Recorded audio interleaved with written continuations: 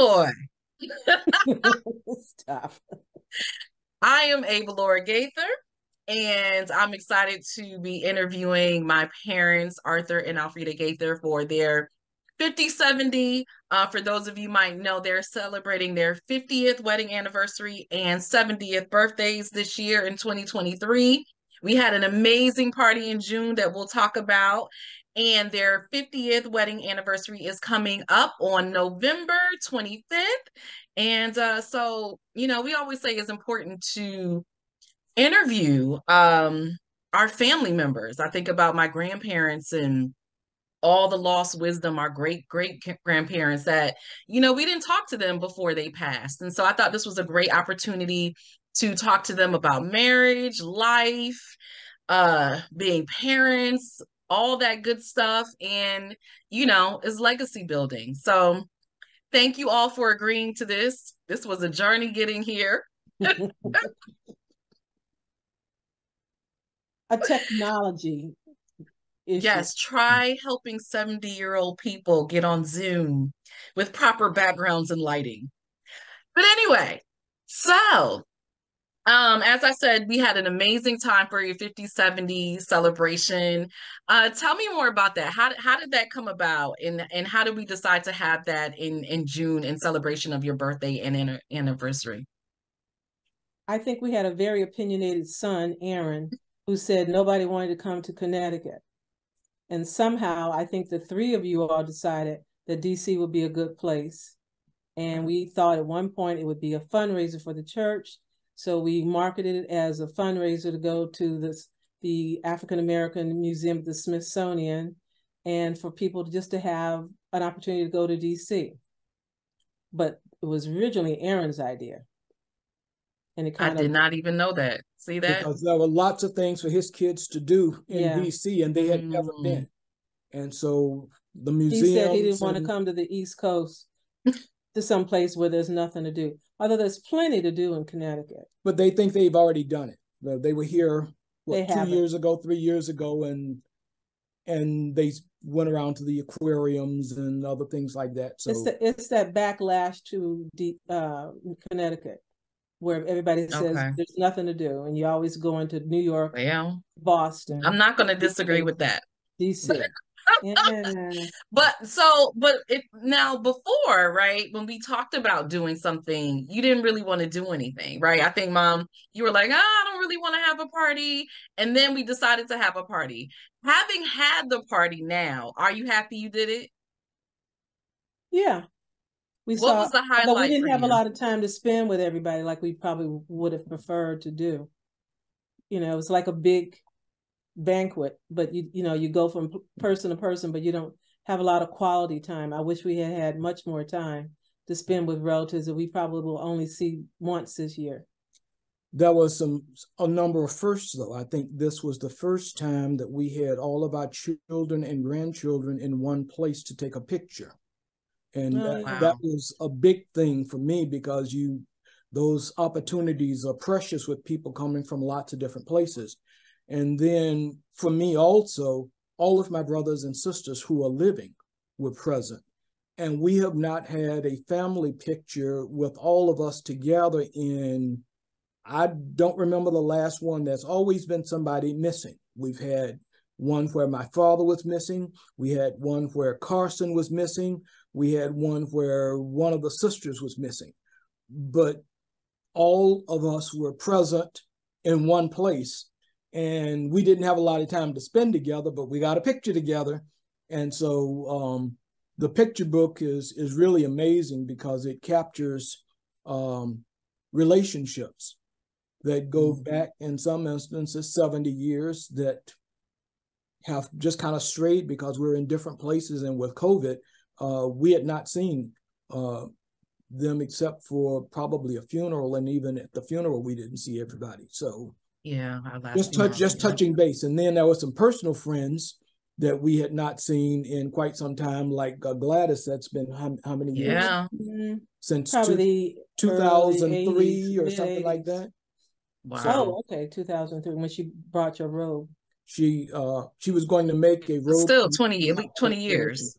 It's over 20 years for her. So the one thing I regret is we didn't, if we had known it was going to turn out to be a roast, we would have had a videographer. There was not a videography. So now we will post pictures of the event. We did create a photo book, but we will be putting those pictures on the website, also uploading some of the speeches. I would not say it was a roast, but Mom, no, you said something really cool, right? You said it was like being at your own funeral, right? To see what people had to say. Yeah. That was, to me, the best part, because clearly when you're dead, you can't hear it. And you would like to know what people think and whatever shared memories you have. So, and a lot of things I had forgotten. So it was, I think everybody should have a funeral. And I think celebrities, while you're alive. Yeah, a lot of celebrities are doing that, where they want to have, you know, that opportunity where everybody can feel free to talk the way they would when you're not here. And I think well, Aaron thought it was a roast. I don't remember everything. It's like at a wedding, a lot of stuff is a blur. That's why it'd be nice to be able to hear some. We did get them though, even though we didn't have a videographer and we had an awesome photographer. You know, our phones work just as well, so we will upload those, so you'll be able to see them again. It did get very emotional. I know I cried. It was, you know, we had some laughs. I don't know about Aaron. Well, it covered such a long time frame and so many different events. And some of the things that they talked about were things that we just kind of took for granted as parenting, but they took as significant to building their character and to them being the persons that they are today. And you never know what it is that you do. One of the things that Andrea mentioned that I had forgotten about was when she was getting ready to go away to prep school. She didn't. Andrea is their niece, my cousin. And she didn't have a computer, and she didn't know how she was going to kind of keep up with the other kids if she didn't have the equipment. And somehow or other, Sherry asked us. Okay, Aunt Sherry. Aunt Sherry asked, and we had one sent directly to I think Andrea's dorm room or something. No, it was her home. Just before our QVC special, whatever. We did some shopping and we found one that we could afford to give her, and that was significant to her. I mean, she still remembers that. As if you talk about the two of us, what is it that you remember most? That was an event when she was probably in her teens. And that's the most significant thing that she remembers of us. And we had forgotten all about it. I had, and a lot of people seem to remember and associate us with generosity. Absolutely. We just try to share and, try to bless others as we've been blessed. I didn't realize how much we have shared over the years, but it's a lot. I'm surprised, y'all, because she keeps a tally of everything. So that's surprising. I thought it was absolutely beautiful, even though it was a lot of work, and a lot of work spread between many of us, and it was still a lot of work. I definitely thought it was worth it. It was like a wedding. Weddings are like that. You plan all year and it's reduced to one day and it's a blur and you completely forget everything. You're like on adrenaline.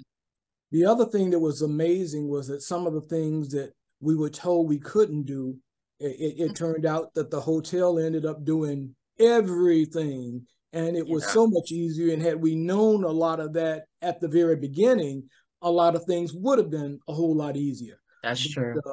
But between the the drop down screen and all of that stuff, I mean, the venue was just big enough for our size group. They did a great job. The food was good. The food was good. I mean, what hotel do you go to and you get like soul food? Okay, like greens, mac and cheese, salmon. I was surprised it was that good. I mean, but yeah, the chef was good. Well, Tony's recommendations made a difference. Absolutely. Yeah. No, they definitely hooked us up for sure. Yeah. So I thought it was awesome. So I want to go back.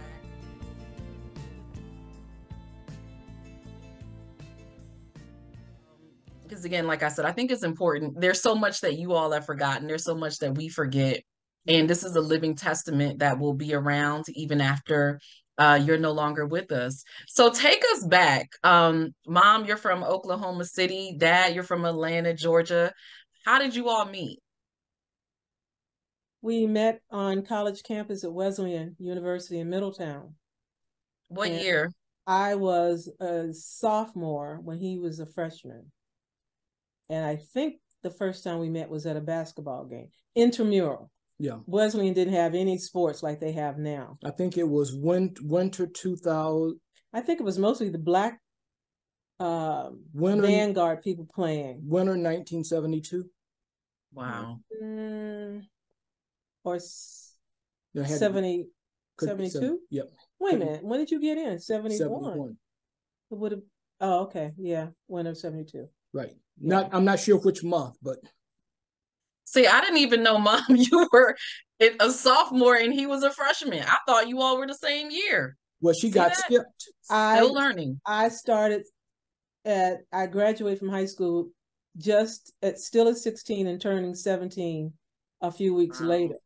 So when I entered Wesleyan, I was 17.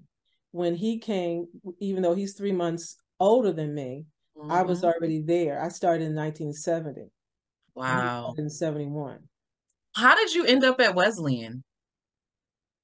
You want the short version or the long? No, whichever version you want to give us. Tell the long version, which is, I think, still one of the funniest stories. It's one of those. Back in the day, we had to apply for each school individually, not like it is now, where you can just do a mass application on the computer and it goes out to 100 schools or whatever. So you had to do each one. There was a fee for each one. At the time, I had no money, so I would have to request a fee waiver for every single application, and then get references and approval from my guidance counselor. It was a real ordeal. And I remember I applied to about 12 schools. Most of them were out of state. I did have my safe school, which was Oklahoma State University, because Diane, my best friend from middle school, and we call it junior high, and high school, we had planned to go to OSU together, but I didn't tell her that I was applying to other schools. So I was accepted at every school, and I think every state school, even when I didn't apply, I found out that my guidance counselor had applied for me, and I still don't know how that worked, because I was getting acceptances from OCU, OSU, ORU, OU, and I wasn't planning to stay at any U. Nothing with O in front of it. So I applied to Radcliffe, which at the time was the sister school of Harvard. And I applied to MIT, University of Denver. I can't even remember all the schools I applied to. And of course, Wesleyan. And I don't even remember why I applied for it. I think I guess that there was something said about scholarships that really caught my eye, because I didn't know anything about Wesleyan. We didn't get to do campus tours because we had no money. I don't think Arthur's parents took him anywhere. I had, so all these schools were basically sight unseen. I had been to Oral Roberts University. I'd been to OCU because I had done a theater program in the summer, and I had been to OSU.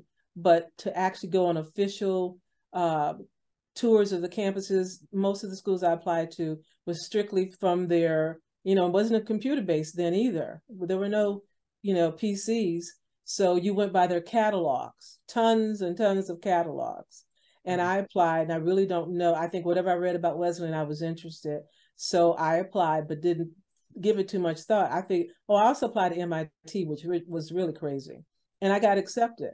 I was accepted at every school at Radcliffe that put me on a waiting list. So then I got a little ticked off. But what really happened was Wesleyan at that time was very aggressive at trying to recruit women and minorities. This particular year, 1970, they were going to go become co-ed, officially co-ed, although they had women students as transfers years before. But this was going to be like Yale was doing, and I think most of the schools, Amherst, Williams, all of them were going. The Ivies. The little Ivies were going, and the little three, which was Amherst, Wesleyan, and Williams, they were all going co-ed. And I think Yale may have gone co-ed the year before. So they were really actively, aggressively recruiting because they figured, they wanted the cream of the crop. So, and they wanted a variety of demographics. So they were sending out Black deans who were fairly young.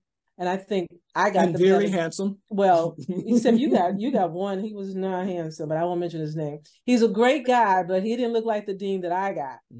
So what he did, his name was Harold. I can't think of the last name right now. He came down to meet my mother and me at the airport. He also went to see my classmate, who turned out to be my classmate, Marilyn Christopher, who lived in Tulsa. So I don't know which one he came to see first, but he met us, and talked to my mother. Serious. And yes. and he was gorgeous. He turned out he was pre-med, and unfortunately now he's deceased. But he made, they were sending. That's when Wesleyan had money, or at least they were spending the money. They were sending people all over the country. We had classmates from Nebraska and all Mississippi, places that you would never think. Like people, New Yorkers and DC people especially act like they're the center of the universe. So they didn't even know where Omaha, Nebraska was. Never heard of Oklahoma City. It's like they all failed geography. So when I showed up from Oklahoma City and Marilyn showed up from Tulsa, I think we were the first ever from Oklahoma. And we were certainly the first Black women from Oklahoma. And it was basically because of that dean that he convinced my mother, who was really reluctant to let me go out of state. My grandmother was very supportive, but although she didn't get to meet him, but he convinced her that it was a great school, they would take care of me, and everything would be great. And so she decided to go along with it. And then, of course, she was upset about it after she saw my freshman grades. But, But it worked out. It eventually did. That was my first class flight. They paid for me to come to the school for summer. There was a special summer program where they wanted to give us orientation because most of us had never been away from home. So that was the first time in many years, first time ever, that I had a first class ticket. And I was so naive. I thought UConn, University of Connecticut, was actually UConn, like YUKON in Alaska. It never occurred to me that University of Connecticut was UConn. I had no clue. So that's how I got. That is funny. And I think Arthur had another dean who was Dad. What about you? How did you end up at Wesleyan? He was more of a homebody. Well, for me though, my first contact that I remember was from Mike Shube, whom I was reassociated with this year because it was his 50th reunion, and I actually got to see him and to thank him. But he was a Jewish student, and he was recruiting locally and invited me to a Seder. And I had never been to a Seder, didn't know that much about it. It is one of the Jewish rituals for one of their high holy days.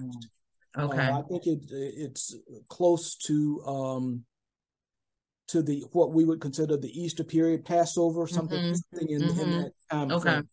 And so I was with his family and met another. Now this was in Atlanta, right? That is even more unique, I would think. And the area of Atlanta that I went to was an area that we would call Lily White, because his parents were judges and lawyers, and they were old money. And it's like, what were they doing in Atlanta? The only time that I was supposed to be in that kind of a neighborhood was during the day doing domestic chores and things. And at nighttime, it was like, you're not supposed to be there at all. So this was a real experience for me to be in that section of Atlanta where we were not welcome. Remember, y'all, this was what, the 70s, so it was different time. This was 69. This was a result of Brown versus the Board of Education. And this was the real integration. I mean, people look at the dates and they talk about the dates on the calendar, but it didn't get and the court enforced. Thing. But for Atlanta did not really start to integrate the schools until 1968, 1969. Wow. And that was true in Oklahoma too. And we had mandatory busing. Yeah. And Atlanta did not want to bus students in either direction. So what they did was they built a brand new high school in the Black neighborhood, which was unheard of. And it was the first time in all of my career that we had new school books. Wow. We had a new school. We had new school books. I had books to take home and do homework for the first time that I can remember ever. Because before you said you shared it would be like 3 people to a book or something like that. To a book, and we would pass it down to the next one and we could read from the books, and we couldn't take them home. And that was the way we were learning right up through middle school. And so here comes this brand new school, and we didn't know why we were an experiment, or at least I didn't. Certainly the teachers knew, but for them, it was an opportunity to take the cream of the crop, if you will, and try to do their best to get them into some of the best schools around the country. And I was one of the top Black students in the state of Georgia. And so National Achievement Scholarship, I think I may have been only 1 or 2 Black Merit students. Scholarship too, probably. It's under the National Merit Program. It's the 2nd tier, but there were only 1 or 2 in the state of Georgia who were Black. I was the only one in my school. And so Mike convinced me that it would be a great place to go. And unlike Alfreda, I was working and I used my own dime to fly to Connecticut, and I went to Yale. I went to Yale and Wesleyan. And Yale provided 0 support. There was no one there for me to meet there and try to get some feel of, support for Black students and that type of thing. So I was very turned off. Wesleyan was rah-rah Ujima. Rolled out the red carpet. Black house, rolled out Malcolm X house. Yeah, black carpet. Everybody saying, hey, this is the place to come. You've got plenty of support here. There's a nucleus of Black students, and the Vanguard. This is where we meet and things of that nature. And so, you'd work out well here. And that was it. That was the welcome. That was the support network. And that was the right choice. I mean, my father wanted me to go to Yale. Now, you told a story about that, why you didn't go to Yale. But my father worked in a grocery store. Yeah. And you could not believe the reaction when he went in and he told, of course, he was the only Black, these white owners, that his son got into Yale. And it was like, you wouldn't have believed. Now, you're not telling the truth. And so the next day he brought in my acceptance letter. Oh my gosh. And so this was, I mean, here he was, he's making $75 a week, no status, semi-skilled worker. And had 8 kids. 8 kids. His son got into Yale, and their sons maybe couldn't even get into the University of Georgia. But this was major, and I just couldn't take the pressure. Well, when you think of that too, from Oklahoma, the only schools that most people knew outside of Oklahoma was Harvard, Yale, Stanford, Brown, and Princeton. Yeah, I don't even think they knew what Brown was. So when you said Wesleyan, they were like, because they are. Which is why I asked, because I mean, I'm born in Connecticut, so I know Wesleyan, but a lot of people have never heard of Wesleyan. For the people who were looking at top tier liberal arts education, Wesleyan was a trailblazer, and it was among the most liberal of any of the schools. I think it would compete well with any of them in terms of having people from the hood who are representing whatever the top causes were the Vietnam War, civil rights and those Black types Panthers. of things. And remember, the Black Panthers had a lot of issues in Yale, in New Haven, and they also visited our campus a lot. And you had the Muslim students and Muslim people in the community. So it was a hotbed. Everything was going on at the same time. Wow. And that's why my mother wasn't happy with my grades, because I was too busy out demonstrating and marching and stuff and taking over the president's office and not studying. So my freshman year, and remember, I had never had anything below a B in all my years of school. And I came Both home. my parents are smart. In my freshman year, those grades were abysmal. My mother went hysterical and was going to cancel my scholarship and make me go to Oral Roberts University. Wow. Well, that's motivation to get it right. It definitely was. Yeah, it was. So you all met, mom's your sophomore year, dad's your